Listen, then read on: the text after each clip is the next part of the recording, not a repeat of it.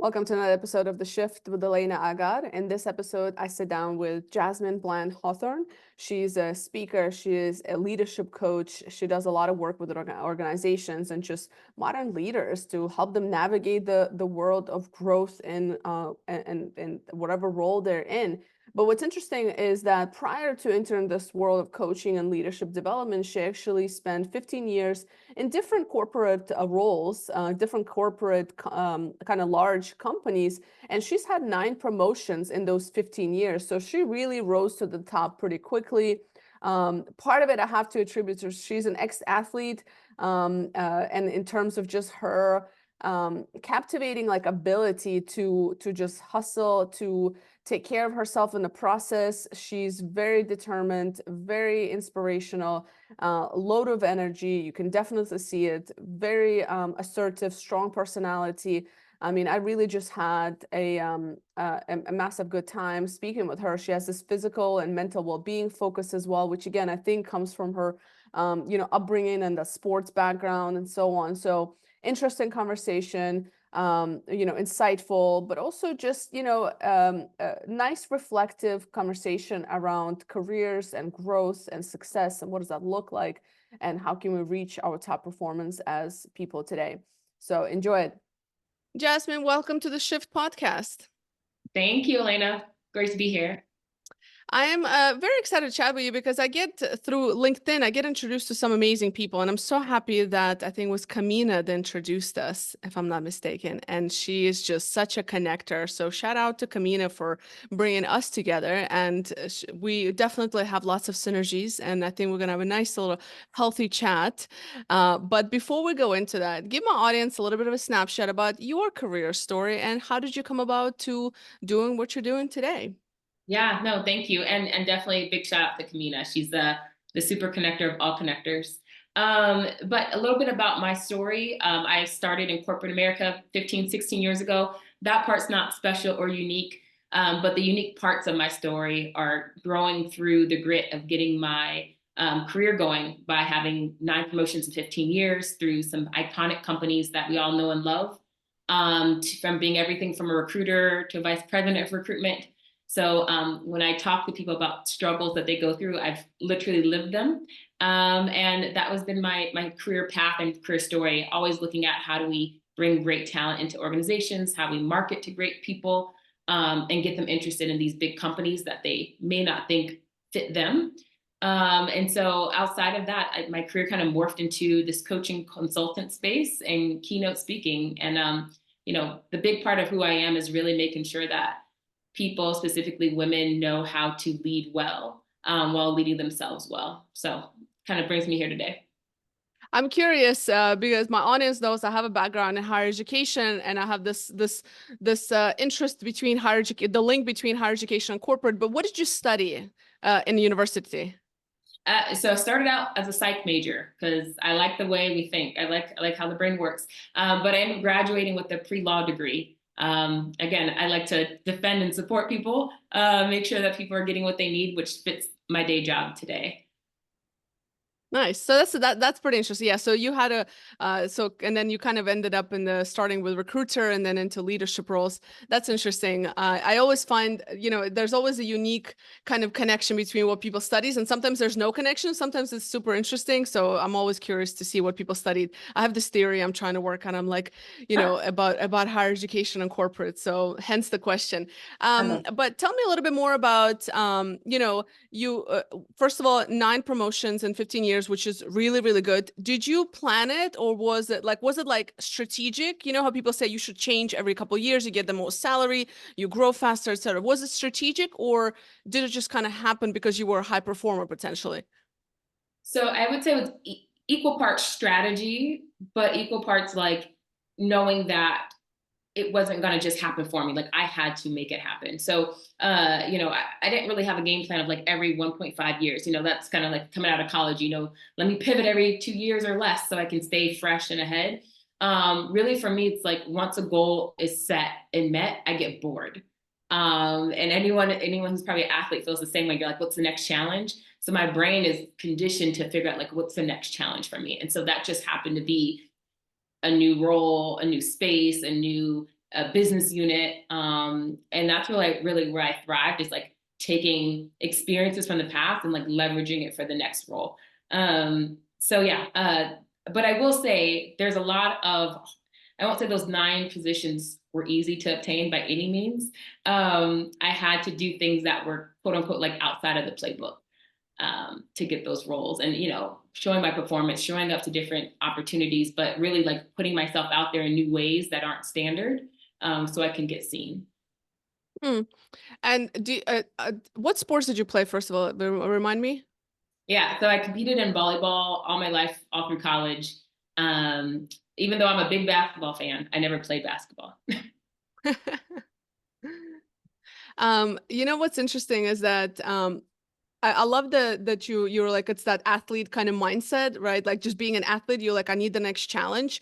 I joke, and it's not really a joke, kind of sad at the same time, but I say most careers die at mid-level, and that's because it takes a different kind of game to go from mid-level to senior level.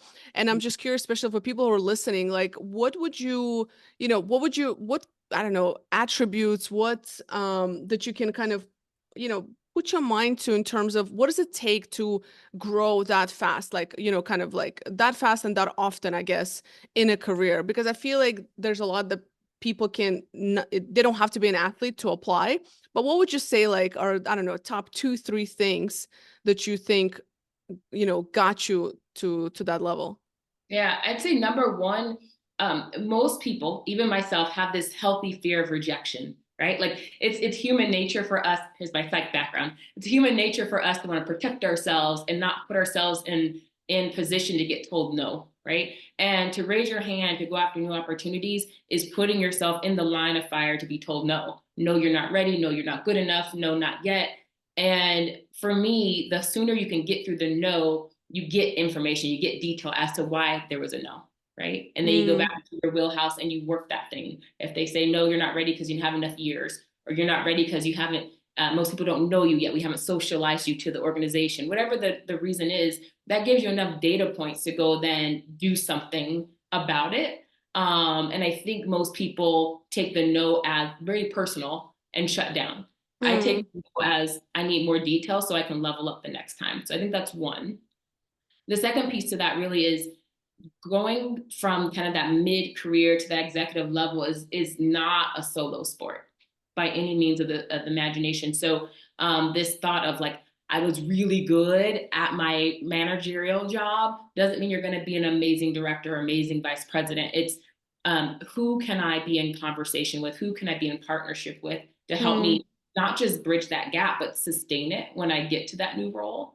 And so partnerships number two. And the third piece really is being okay living consistently in that lifelong learner mindset.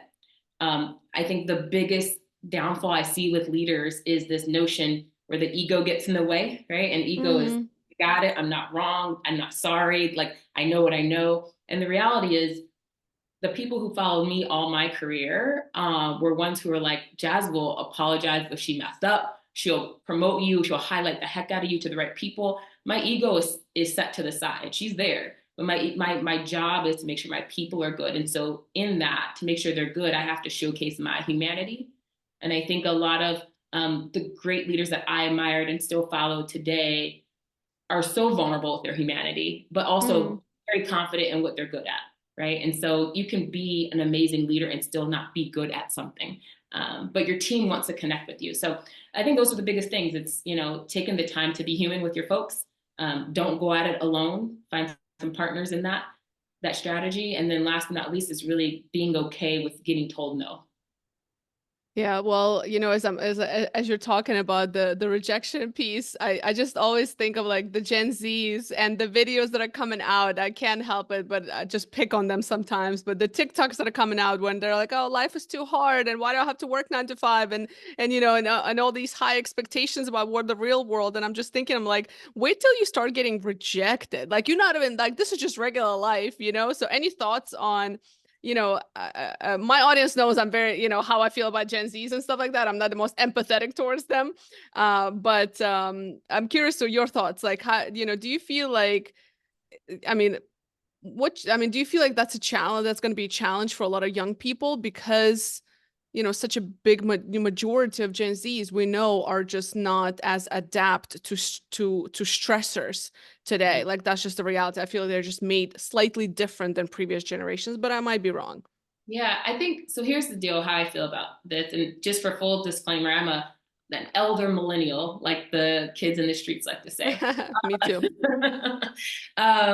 So I think there is something to be learned from each generation. And I think there's this, like, full transparency too. My mom's side is from New Orleans, so we always talk about gumbo, and my analogies always go back to food a lot. A really good organization, a really good firm is like an amazing pot of gumbo. It needs a little bit of everything to make it come together. It's not just one piece, it's not just one generation that makes it tick, right? And so what I mean by that is, are there some intricacies about each generation that we're like, no, that's a little different, But when I think about Gen Z, I think it's an opportunity for us who are in different generations to lean in and go, what is the fruit of that generation? Like, what is the sweet thing that they're bringing that we don't have in mass?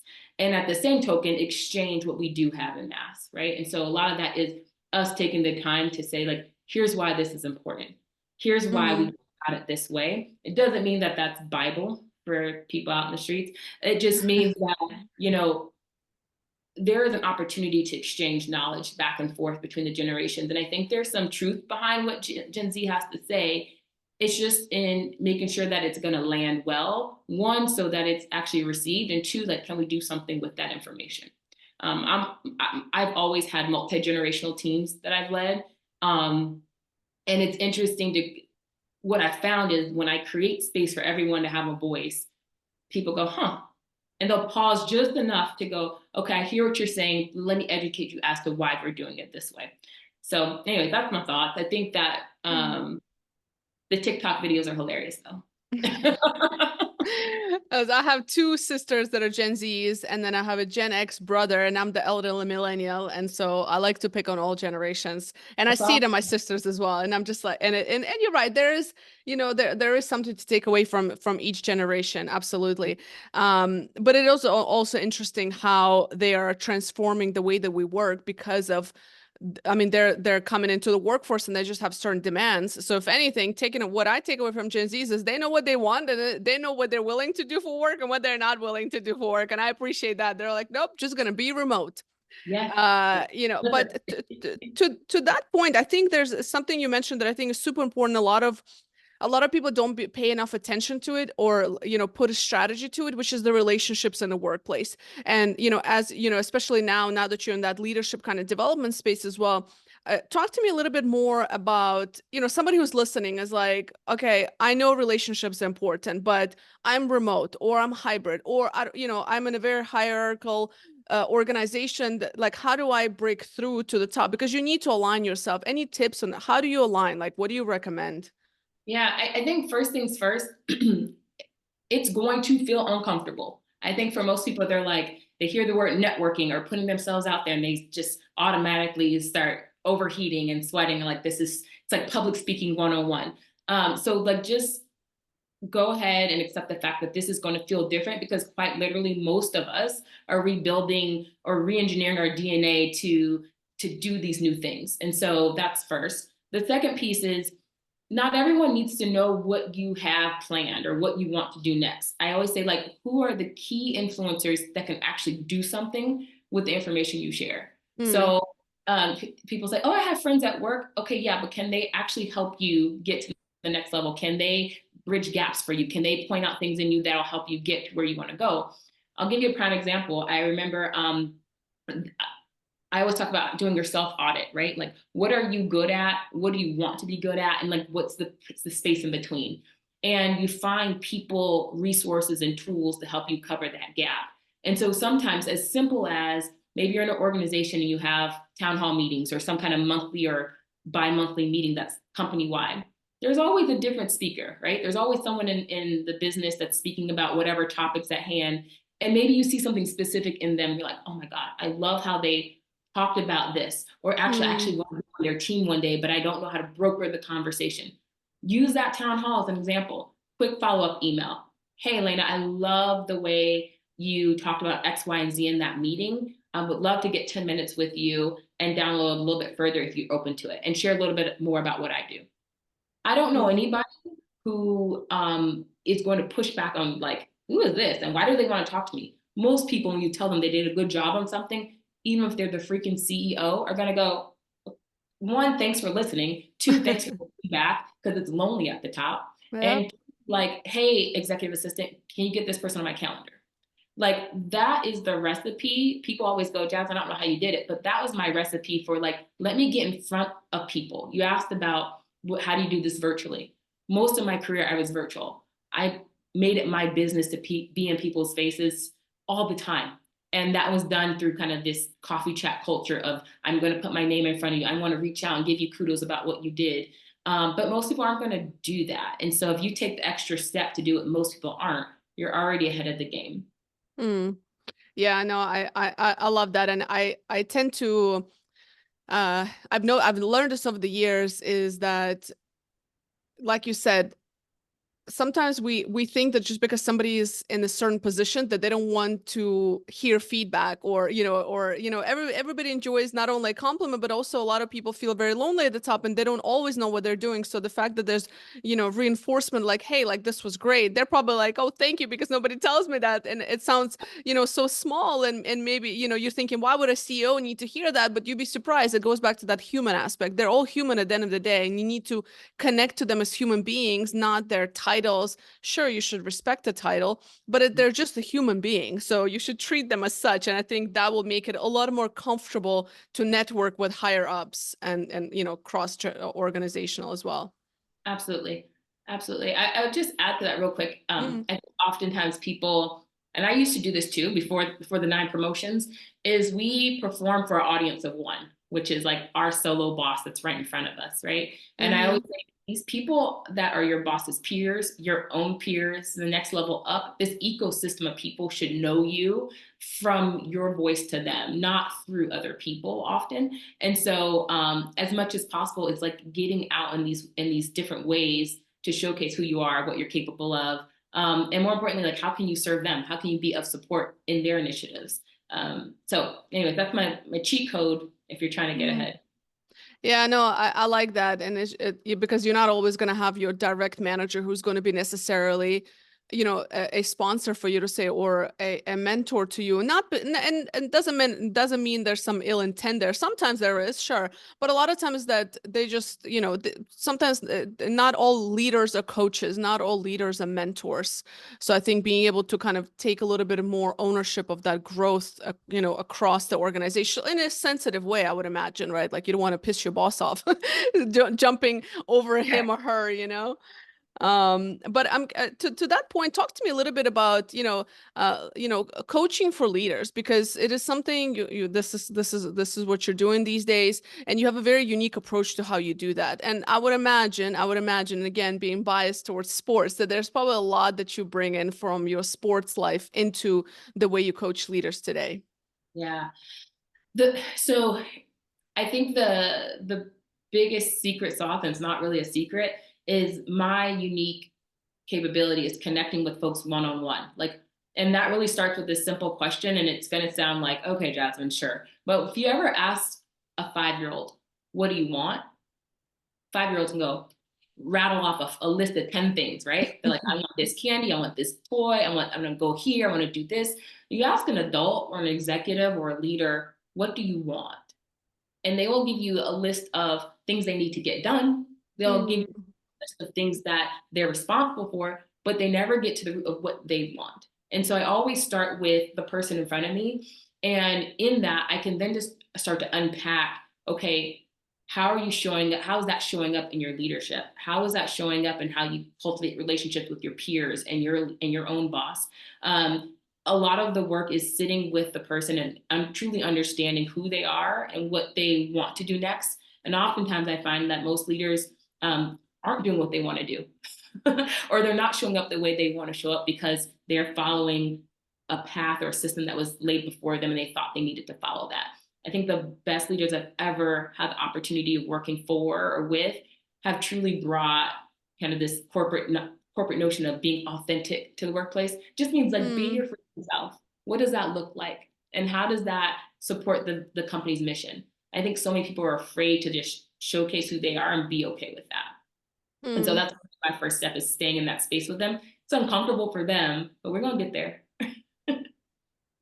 I'm curious, what do you think happens in our life that at some point we don't know how to answer the very simple question? Or maybe it's, maybe it's not that simple of what do we want?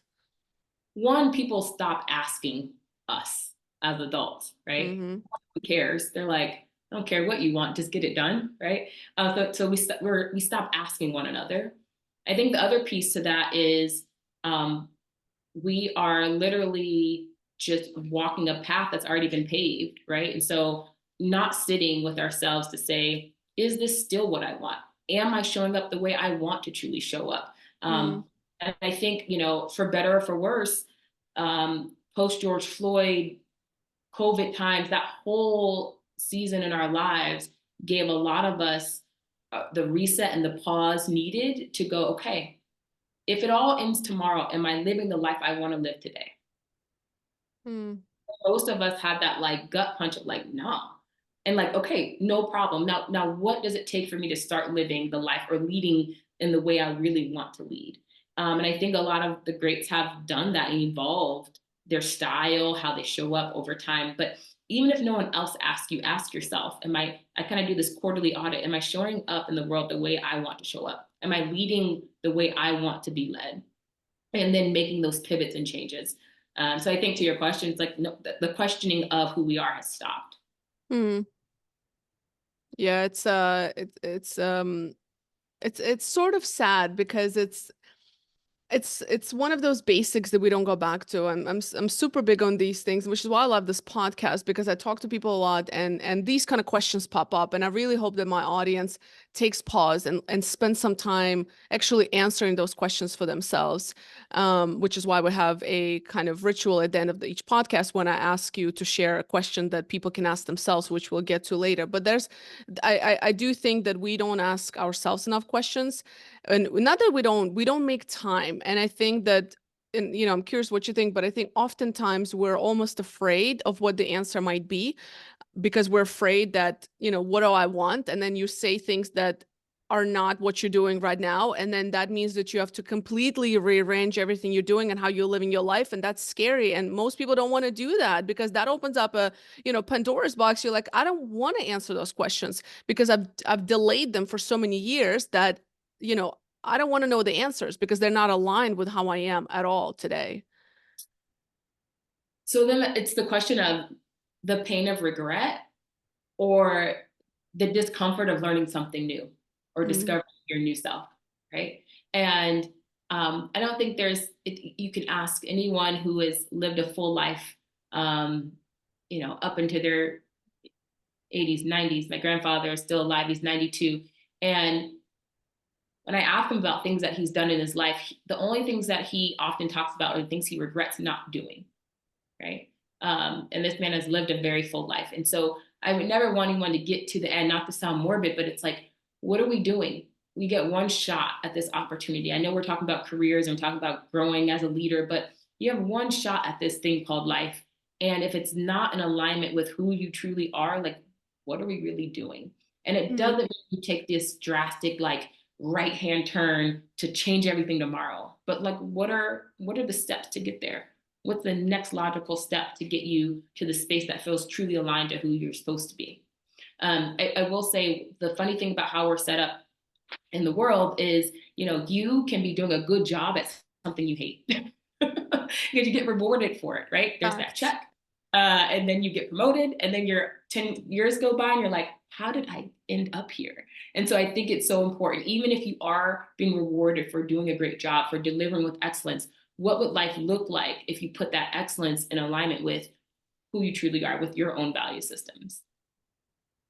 Yeah, it's very true. I wonder how much all of this, it's another kind of topic I think about a lot, is how much does our overall well-being, and I'm not talking about like, sitting doing yoga, I'm talking like the actual physical health allows us for that mental clarity. Because I just can't imagine, and my audience knows my health story, and I'm happy to share it with you at some point, but I remember when I was not at my best health-wise, like physical health-wise, my mind wasn't right either. I didn't have space to think about these other questions. Like it was just, I don't know, I was in a different mind space. So I wonder how many people around the world, especially in countries like America right now, in America, 70% of people are obese.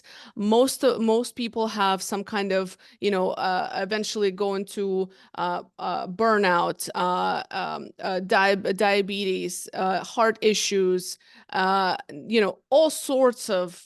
all sorts of issues that a lot of them are related to the stationary lifestyle that we have in America, right? And the lack of quality foods that is accessible and affordable and things like that. And I just wonder, can you truly be at your best performance if the physical and the mental aspects of you are not taken care of? And I'm not talking about being a professional athlete or eating at Whole Foods every day. Obviously, it's not realistic, but I'm just saying, like, other things that we could do differently, because I'm convinced that it impacts how you think, how smart you are, how creative you are, and all those things. What do you Yeah. think?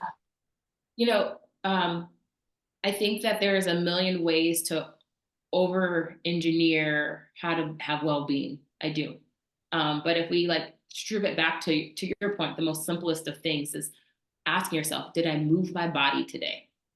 And moving your body can mean that, I don't care if you have a fancy walking tread at your desk or if you just took the stairs from the fourth floor to the first floor. Like check, did I move my body?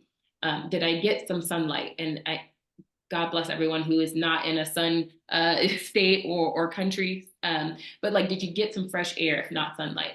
And then that third piece is the nutrition value or water. Those things aren't expensive, but they are costly when we don't do them. I mean, I very well feel that fog or like, the inability to make good decisions faster when I'm not doing those things. So the minute I feel like, dang, it took me 20 minutes to write this one stinking email, it's usually because I'm not on my game with these simple, basic well-being routines for myself, right? And Mm, so I think it's just, again, pausing long enough to ask the question, did I move? Did I drink something good today? Did I get some fresh air? And then those resets. And I always often my team would laugh at me because I would stop doing video one-on-ones. And I said, I'm doing a walk and talk. So I'd be on the phone with them, but I'm walking the park or walking the neighborhood and have them write the notes because that's the only time for me to get a break. Right. And so I think it's being creative too with how do you fit that in and not mm, jamming it in the day or trying to force it in the beginning at 5 a.m. in the morning. But what does your lifestyle look like today? And how can you weave in well-being at every step? As simple as, hey, I no longer do 1 hour or 30-minute meetings. They all end 5 minutes before. That 5 minute gap between each call is me refreshing water, me going get a fresh break outside, right? mm. I think getting to a point where we learn how to keep our tank full instead of letting it get to E at the end of the day or the end of the week will help us start to get that clarity back. Hmm.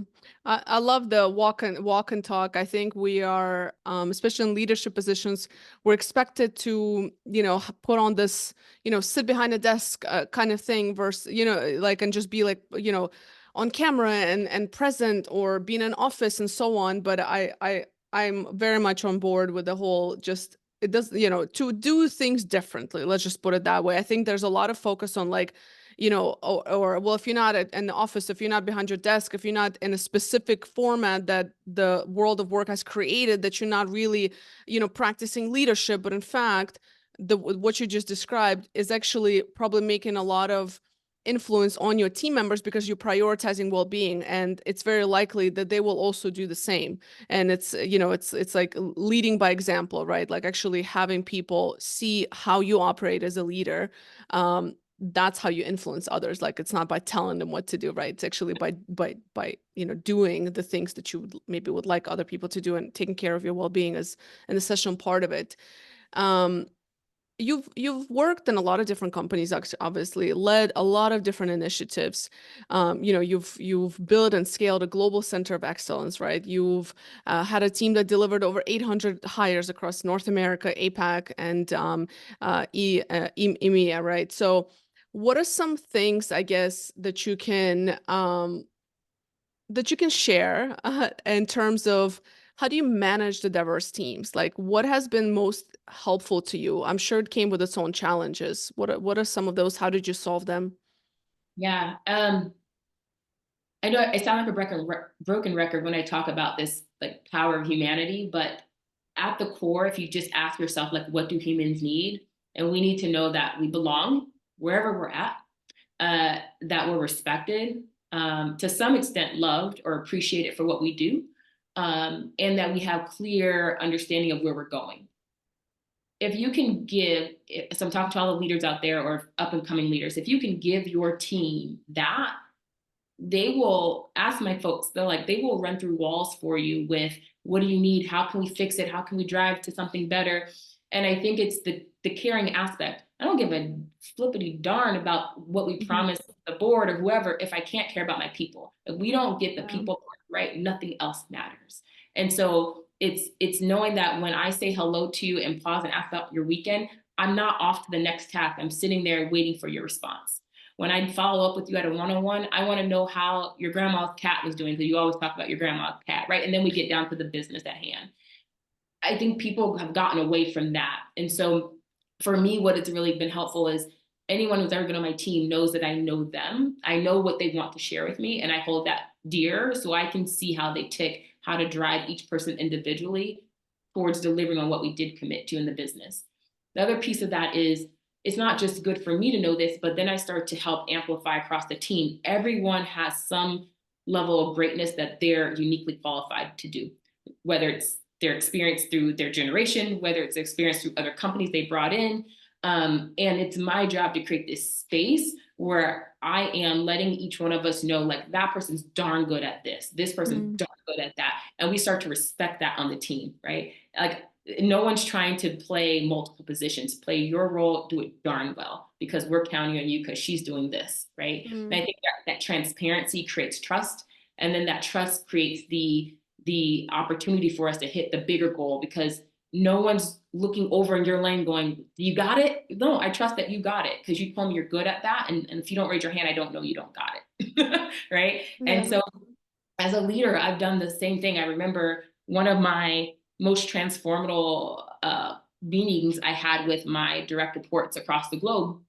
I sat down with them virtually like this, and I said, so this call is about us being very vulnerable. And everyone's like, oh God, this is awkward. And rightfully so, everyone's different generation, different ethnicities, different cultural nuances. So I had folks from different parts of the world. But keeping that in mind, I'm very much who I am. Born in South Central LA, raised in Arizona. I'm going to showcase who I am as well. And so what I shared with them was, I want to share with you guys the things that I am not that great with, and why I'm going to lean on you to be great at these things because it just takes me a little bit longer. And then I'm going to tell you guys the things I'm darn good at, and like Mm. how I've got your back with the things I'm darn good at. So like, don't second guess that I've got you here. And the only reason why I'm in this seat as your leader is because I'm the one that's going to help cultivate you and make sure you guys get put onto the next level. Like, that's it. Like, so me showcasing my humanity to them in that way made them run through walls with all kinds of initiatives that we hadn't achieved before. Then likewise, they all went around the circle. I really suck at spreadsheets, but I'm really good at storytelling. Fantastic. But it gave us all an opportunity to like be comfortable with like not being perfect and being Mm. darn good at the strengths that we do have. I think that's really up to the leader to cultivate that safe space. Yeah. At what point did you decide or realize, or maybe something happened to where you're like, I think just want to go independent? So it's a good question. I ran both simultaneously for a long time. So I was in my executive role and coaching folks internally and externally for a long time. And then, people will say like, God said, and everyone's like, okay, so God's talking to you too. Like, so I had a God said moment, and it's very clear that he said there's more people to be served outside the walls of X corporation.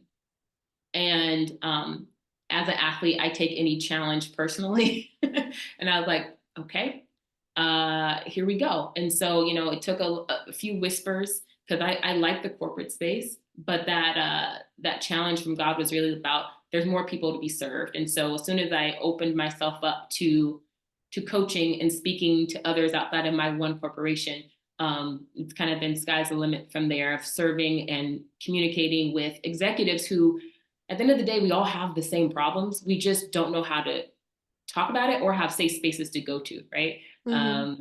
We can be vulnerable and actually have a coach who has been there, done that. So I love the space I'm in.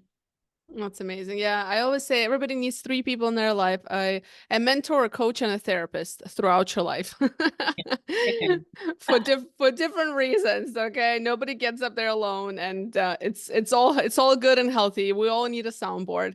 Or stays Um, there. So there's that. say what? I said, or stays there alone, right? Like you need Yeah. that. Yeah. Yeah, no, absolutely. So before I ask you my last question, where can people find you if they want to get in touch with you? They want to just follow you. Where do you hang out at the most? Yeah. So in terms of social, I'm definitely on LinkedIn for all your business needs. So Jasmine Bland Hawthorne, MBA, you can find me there. Instagram, I'm pretty active. So if you are more of a visual person, my IG is at the Valley Pearl. You can also find me on www.thevalleypearl.com or jasminehawthorne.com. I'll make sure to share all of that in the show notes for those that are listening and maybe driving and don't have access to enter it right now.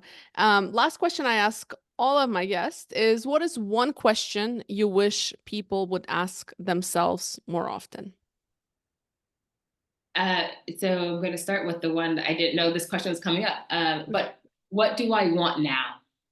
I think that and the reason for that question is when we're little, someone will ask you, well, who do you want to be? And we quickly go, firefighter, a teacher, a lawyer, and like that's your thing. But I think as we learn and gain experience and understanding, and we learn ourselves over the years, it's a good pulse check to say, what do I want now? Because what you wanted 5 years ago may not be how you want to show up today, and that's okay. And so that what do you want now question is pivotal, and I use it often. I love that. What do you want now? Hope everybody takes this away and asks themselves this evening. Spend some time. I definitely will. It's a good question. Um, it's amazing how powerful these simple questions are. That they're not so simple, and it's a nice reminder and realignment of what is it, why you doing what you're doing. So there's so much to that question to unpack for sure. I love it. Well, Jasmine, thank you so much. It's been a pleasure. Likewise. Thank you, Elena. Thank you, everyone listening, and hope you found some good gems in today's session.